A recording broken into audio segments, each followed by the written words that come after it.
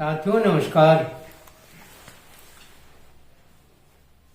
Amol 24 channel पर आपका हार्दिक स्वागत है। आज आपसे लखनऊ के ऐतिहासिक प्रमुख रेलवे स्टेशन चारबाग के बारे में चर्चा करेंगे। चारबाग बड़ा मशहूर है। चारबाग लोग कहते रहे हैं चारबाग जाना है। चारबाग स्टेशन है इसलिए चारबाग का नाम आता है। अब चारबाग नाम कैसे आता है? चारबाग तो ऐसे कोई नहीं समझ में आता कि चारबाग का नाम कैसे पड़ा। चारबाग स्टेशन 1914 में बनना शुरू हुआ और 1926 में बन के तैयार हुआ। J.H. हार्निमैन आर्किटेक्ट ने इसकी डिजाइन तैयार किया था, जो एक ब्रिटिश आर्किटेक्ट था। और चारबाग नाम पर आपको बताते हैं। स्टेशन बनने से पहले वहां पर फारसी शैली में बने हुए बाग थे। फारसी शैली में 4 बाग बनाए जाते हैं बढ़िया तरीके के, तो उसी तरह के फारसी स्टाइल में 4 बाग बने हुए थे, जिनमें फूल पौधे हरियाली या बाग जैसे होते हैं उस तरह से बने हुए थे और बहुत ही खूबसूरत बाग थे। वहां मुगल बादशाह भी घूमने जाया करते थे और लोग भी जाते थे और बहुत ही खूबसूरत जगह मानी जाती थी। पानी इत्यादि की काफी अच्छी व्यवस्था थी। 1867 तक यह बागीचा वहां रहा। धीरे धीरे प्लानिंग बनती गई कि यहाँ एक स्टेशन बनाया जाएगा या कुछ उसको सार्वजनिक रूप से इस्तेमाल किया जाएगा। तो धीरे धीरे उसकी प्लानिंग बनती रही और 1914 में चारबाग स्टेशन का काम शुरू हुआ। कोशिश ये किया गया कि फारसी शैली में ही वो बागीचे थे और उसके आसपास का इलाका भी फारसी शैली की ही मकानें थी, फारसी शैली की ही सारी बिल्डिंगें थी। तो ये कोशिश किया गया कि जो स्टेशन बनाया जाए वो उसी शैली के अंतर्गत हो और उसी तरीके के हो, ताकि किसी को उस पर एतराज न हो या नवाब को भी एतराज न होगी। इसे ऐसा किया गया। ये एक सलाह, एक आपसी मशविरा के अंतर्गत हुआ। इसलिए उसमें मीनारें हैं और पूरी जो है स्टेशन की जो आर्किटेक्ट है या पूरी बनावट है वो फारस की शैली में, मुगल शैली में कह लीजिए, बनी हुई है। और पूरा उसका ढांचा जो है वो मुगल शैली के अनुसार ही निर्मित है।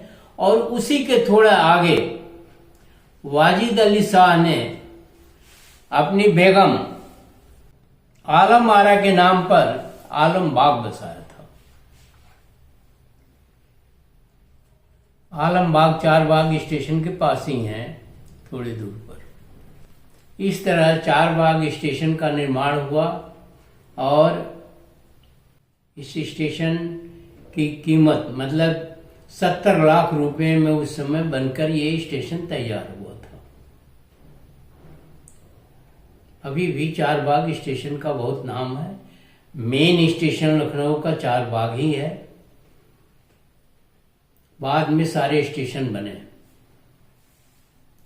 ये भी बता दें, अंग्रेजों के जमाने में